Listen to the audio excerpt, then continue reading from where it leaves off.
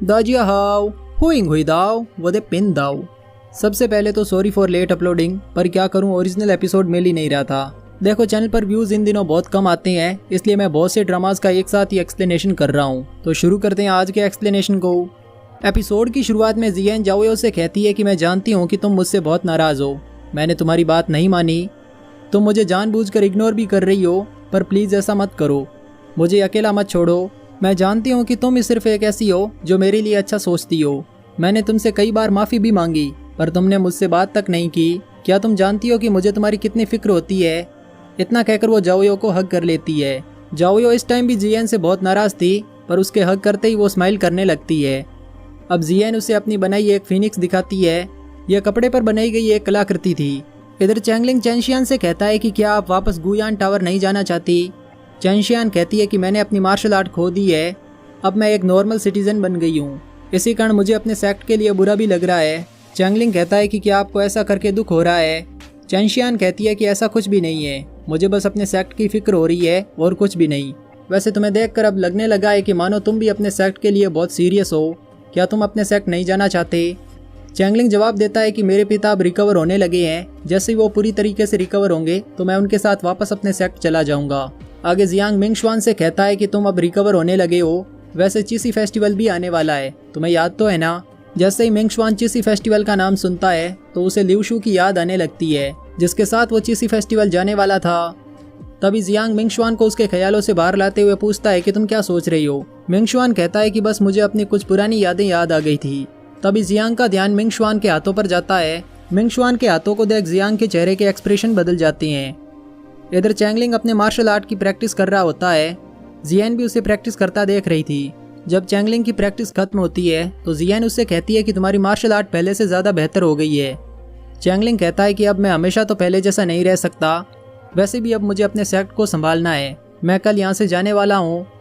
जियन जब उसके जाने की बात सुनती है तो वो उदास हो जाती है, पर फिर भी स्माइल करते हुए चैंगलिंग को गुड लक कहती है ताकि चैंगलिंग का हौसला ना टूटे। आगे जियांगवू को उसके भाई बताते हैं कि युवान जिये मर चुका है और लेन अभी भी गायब है। इन सब के अलावा जाओयो भी वापस आ चुकी है, उसने लीचैन को सबके सामने किस भी किया है। जैसे जियांगवू ये सुनता है कि जाओयो ने लीचैन को किस किया है तो वो बहुत एंग्री होता है। वो अपने भाइयों से कहता है कि जाओयो इसलिए वापस नहीं आई है क्योंकि वानलू सेक्ट में लीचैन है, पर शायद वो इसलिए वापस आई है क्योंकि वहाँ चेन है, मुझे अभी वानलू सेक्ट जाना होगा। आगे लीचैन सिमारोंग से कहता है कि जल्दी से लेन का पता लगाओ, मैं उसे ऐसे ही नहीं छोड़ सकता। सिमारोंग कहता है कि मैं भी तुम्हें कुछ बताना चाहता हूँ। तभी जाओयो वहाँ आ जाती है, इसलिए लीचैन सिमारोंग से बात करना बंद कर देता है। जाओयो लीचैन से पूछती है कि क्या तुम अभी ठीक हो, मैंने कई बार तुम्हारे ऑरा को बदलते हुए देखा है। लीचैन कहता है कि तुम फिक्र मत करो, मैं अब ठीक हूँ। तभी वहाँ लूसीची और चिन भी आ जाते हैं। जाओयो चिन से पूछती है कि क्या तुम्हें लाइब्रेरी से कुछ पता चला। चिन कहता है कि अभी नहीं, पर जल्दी मैं पता कर लूँगा। चिन और कुछ कहे उससे पहले उसके गले पर लगा कट फिर से बनने लगता है, इसी कारण वो वहीं गिर जाता है। उसकी ऐसी हालत देख लीचैन उसे जल्दी से हानग्वांग के पास ले जाने को कहता है। वहीं चैंगलिंग भी वापस अपने सेक्ट जाने लगता है। जियन उसे गुड बाय कहने आती है। हालांकि वो इस टाइम चैंगलिंग के सामने बहुत खुश थी, पर जैसे ही चैंगलिंग वहाँ से जाता है तो वो रोने लगती है, जिसका मतलब था कि वो अब चैंगलिंग को फिर से पसंद करने लगी है। आगे हानग्वांग चिन का चेकअप करता है और लूसीची व जाओयो को कमरे से बाहर जाने को कहता है। उन दोनों के बाहर जाने के बाद हानग्वांग लीचैन से कहता है कि चिन की और तुम्हारी दोनों की चोट एक जैसी है, क्या तुम्हें भी जियांगवू ने चोट पहुंचाई थी। लीचैन इसका कोई भी जवाब नहीं देता। उसे चुप खड़ा देख हानग्वांग कहता है कि यहाँ तो तुम्हें जियांगवू ने चोट पहुंचाई है, या फिर तुम्हारे अंदर ही कुछ ऐसा है जिसने तुम्हें ये चोट पहुंचाई है। तुम अभी भी मुझसे सच्चाई छुपा रहे हो, पर मैं तुम्हें एक बात बता देता हूँ, आगे से अगर तुमने अपनी पावर्स का यूज किया तो तुम्हें कोई भी नहीं बचा पाएगा। इस पर लीचैन कहता है कि तुम इस बारे में किसी और को मत बताना, स्पेशली जाओयो को। लीचैन की बात सुनकर हानग्वांग कहता है कि तुम्हें तो अभी भी दूसरों की चिंता है, ना कि खुद की। इतना कहकर हानग्वांग वापस अपने मेडिकल रूम में चला जाता है। उसके जाने के बाद लीचैन एक सैनिक से कहता है कि मेरे जियांगजोउ सिटी जाने की तैयारी करो। इधर सिमारोंग जाओयो और लीचैन के बारे में ही सोच रहा होता है। तभी युएजू वहाँ आती है और आगे की स्टोरी सुनाने को कहती है। यह सुनकर सिमारोंग को एक सीन याद आता है जिसमें युएजू को किसी ने किडनैप कर लिया था और सिमारोंग को उसे बचाने के लिए नानजुए सेक्ट में बुलाया गया था। अब युएजू सिमारोंग से पूछती है कि क्या एंडिंग में सब कुछ ठीक हो जाता है। इस पर सिमारोंग कहता है कि कुछ भी ठीक नहीं होता, एंड में युएजू मर जाती है। इधर जियान जाओयो और लूसीची के साथ अपने कमरे में बैठी होती है। तभी जियांगवू वहाँ आ जाता है। वो जाओयो को वहाँ देख कहता है कि मैंने पहली बार तुम्हें आइस केव में देखा था, जियांगवू को वहाँ देख लूसीची उस पर अटैक करने लगती है तो जियांगवू उसे रस्सी से बांध देता है। वो जाओयो को टच करके देखता है कि कहीं वो कोई सपना तो नहीं देख रहा। इस पर जाओयो जियांगवू के चेहरे पर एक वार करती है जिससे जियांगवू के चेहरे पर कट लग जाता है। जियांगवू पहले अपना चेहरा ठीक करता है फिर वहाँ से गायब हो जाता है। जाते टाइम वो जाओयो से कहता है कि मैं यहाँ सिर्फ ये देखने आया था कि क्या तुम सच में वापस आई हो या नहीं, तुम सिर्फ मुझसे बिलोंग करती हो। थोड़ी देर बाद ली चैन भी वहाँ आ जाता है क्योंकि उसे भी ये पता चल चुका था कि जियांगवू जाओयो से मिलने आया है। अब लूसीची कहती है कि मैं जियांगवू को नहीं छोड़ूंगी, उसने जाओयो को टच कैसे किया। ये सुनकर ली चैन बहुत एंग्री होता है।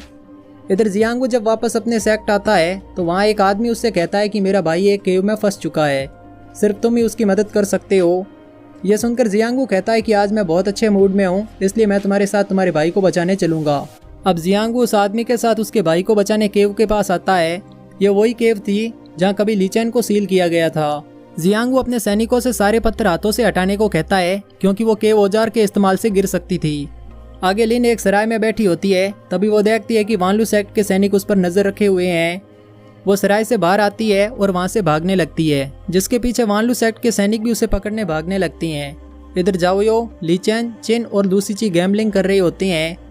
जाओयो मैच जीत जाती है जिसे देख वो बहुत खुश होती है। तभी वो वहाँ से गायब हो जाती है। उसे गायब देख ली चैन को याद आता है कि मिंगशुआन से फाइट करने के बाद भी जाओयो इसी तरह गायब हुई थी, यानी वो इस टाइम चीज़ी लैंड में होगी। जाओयो ने ली चैन को चीज़ी लैंड और उसमें जाने का रास्ता पहले से बता रखा था, इसलिए ली चैन फॉरबिडन एरिया में आता है और वहाँ से चीज़ी लैंड में चला जाता है। वो वहाँ उस ओल्ड मैन से किंग कॉन्ग पिल बनाने वाली शॉप के बारे में पूछता है। इस पर ओल्ड मैन उसे एड्रेस बता देता है। यहाँ ओल्ड मैन ली चैन को देखकर कुछ सोचने लगता है जैसे वो ली चैन को पहले से जानता हो। इधर जाओयो शॉपकीपर से पूछती है कि वो वापस चीज़ी लैंड में क्यों आई है। इस पर जियू उसे बताता है कि तुम 5 बार गायब होगी और अगर ऐसा हुआ तो तुम मर जाओगी, यानी तुम्हें अब और गायब नहीं होना है। ये किंग कॉन्ग पिल का ही एक साइड इफेक्ट है। तब तक ली चैन भी वहाँ आ चुका था और ये सारी बात सुन लेता है। ली चैन को वहाँ देख जाओयो उससे कहती है कि तुम यहाँ कैसे आए। इस पर ली चैन उसे बताता है कि वो फॉरबिडन एरिया से होकर वहाँ आया है। अब जाओयो शॉपकीपर से कहती है कि जब तुम इस पिल के साइड इफेक्ट को जानते हो तो इसका एंटीडोट क्यों नहीं बनाते। शॉपकीपर कहता है कि इसमें बहुत टाइम लगेगा। यह सुनकर ली चैन शॉपकीपर से एक किंग कॉन्ग पिल देने को कहता है। शॉपकीपर जब ली चैन के पास पैसे चेक करता है तो उसे पता चलता है कि ली चैन के पास बहुत ज़्यादा पैसा है। वो ली चैन को किंग कॉन्ग पिल दे देता है। ली चैन मौका देखकर वो पिल शॉपकीपर को खिला देता है और कहता है कि अगर तुमने जल्दी से मेडिसिन नहीं बनाई तो अब तुम भी मर सकते हो।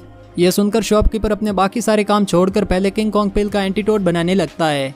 इसी के साथ एपिसोड 37 यहीं एंड होता है। मिलते हैं नेक्स्ट एपिसोड में, तब तक के लिए शोगान।